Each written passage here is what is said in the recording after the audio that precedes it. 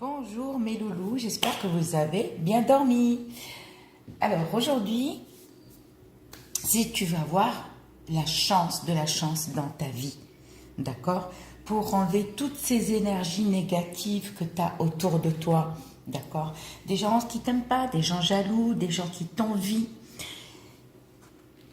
Tu vas prendre un t-shirt, mais pas une culotte, pas de culotte. Pour hommes et femmes, hein, même les hommes, ils peuvent le faire. Mais ne prenez pas de culotte, d'accord? Parce que c'est pas quelque chose pour l'amour avec l'être aimé, d'accord? Ça, c'est en général. Ça, c'est un truc qu'on dit en général. Si tu as le bouchour de l'encens comme ça, tu vas chez le mec, le gars qui vend de l'encens pour parfumer, mais ne lui demande pas l'encens qui pue. Parce que vous avez celui qui est parfumé, qui sent bon, vous avez l'encens qui pue. Celui qui pue, on fait de la sorcellerie avec. D'accord? Il le mélange au fait avec les épluchures d'oignons et d'ail. Donc méfiez-vous. C'est pour ça que moi, il y a des fois, moi j'utilise pas, j'utilise pas l'ail et l'oignon pour les rituels d'amour. Parce que je suis pas certaine si ça marche. J'ai jamais utilisé, mais je vois beaucoup de personnes le faire. Mais moi, non, j'évite. D'accord? Ça, c'est de l'encens qui vient de la Mecque. D'accord? Il y a du péganum de Harmala là-dedans. D'accord? Ça sent bon. Voilà. Il y a l'asphétide. C'est le dead. Il y a Edded, qu'on appelle l'asphétide. D'accord? Voilà. Donc, alors, si vous avez ça, vous avez qu'à allumer votre charbon et parfumer et laissez.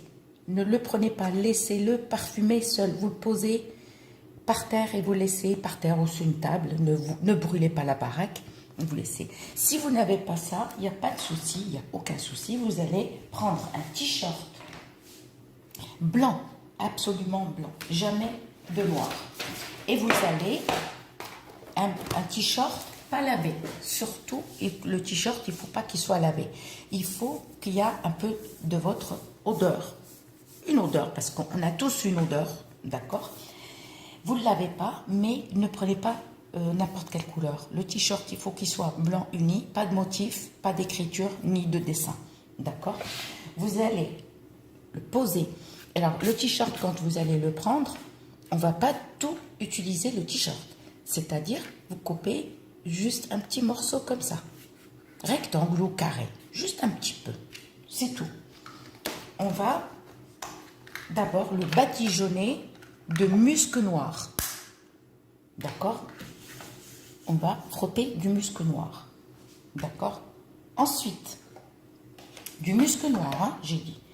Ensuite, on va mettre, comment on appelle ça? Râper dedans, juste un petit morceau comme ça, de musc blanc. On le met dedans. Ok. On a fini. On va mettre ça. Vous prenez mâle et femelle. En fait, la femelle, pour vous montrer, elle est cassée naturellement. Ça, c'est femelle. D'accord? Vous demandez aux gars qui vendent ça. Et ça, c'est mâle. Voilà. Il y a mâle et femelle. Vous en prenez deux que vous allez les piler. D'accord? Qui sont voilà, en poudre. Tu les mets aussi dans le petit morceau de tissu. Ensuite, on va prendre une feuille de nasr. Voilà. Juste une feuille. Tu décolles une feuille. Même si elle se coupe en deux, tu prends un petit morceau. D'accord? Et tu vas le mettre encore dans le tissu. Et tu vas l'envelopper. Soit avec une... tu vas le fermer, au fait, le tissu. Tu fais un nœud. Prends un petit peu plus grand pour que tu puisses faire un nœud. Comment on appelle ça? Ensuite, tu l'attaches bien avec un fil. Le fil blanc. Un blanc, pas rouge, pas rouge. Un fil blanc, mais attache bien. Et tu vas mettre ça dans ton armoire De temps en temps, n'oublie pas, d'accord, au moins une fois par semaine, de le sortir et de le toucher et tu remets le truc. De temps en temps, une fois par semaine ou une fois toutes les 2 semaines. Mais au moins une fois par mois, c'est déjà fait. Par contre, ça c'est à faire une fois par an. C'est-à-dire, l'année, ça y est, elle va passer. On va passer par exemple, tu le prends, tu vides. D'accord, tu vides tout. Et les ingrédients, on va allumer le charbon et tu vas les mettre dedans. Et tu vas les brûler. Tu les laisses dans le charbon et tu les laisses brûler. Par contre, attention, l'asphétide, c'est quelque chose de très fort. C'est-à-dire, elle peut sortir du charbon et elle peut te casser la vitre ou te blesser. C'est-à-dire, tu le mets dehors, d'accord, et tu l'allumes. Et tu couvres avec un truc lourd pour que l'asphétide, pas l'asphétide, ça, le rêve à Bethléem. Voilà, ça explose. Boum, boum, boum. On ne sait jamais si vous vous blessez. Et vous allez après ramasser tout, même avec le charbon qu'il y a dedans. Tout, et les sortir dehors. Tu les jettes. Soit loin, soit dans la poubelle. Et c'est fini. Mais tu fais ça tous les ans. N'oublie pas. D'accord? Et vous verrez, vous allez vous sentir léger ou légère et vous allez vous sentir un peu mieux. Mais de temps en temps, n'oublie pas, vous pouvez mettre aussi la résine de galbanum. Eh oui, excusez-moi, je n'ai pas précisé. Par contre, quand tu veux faire à chaque fois, tu veux faire par exemple quelque chose pour l'amour ou pour le travail, n'oublie pas.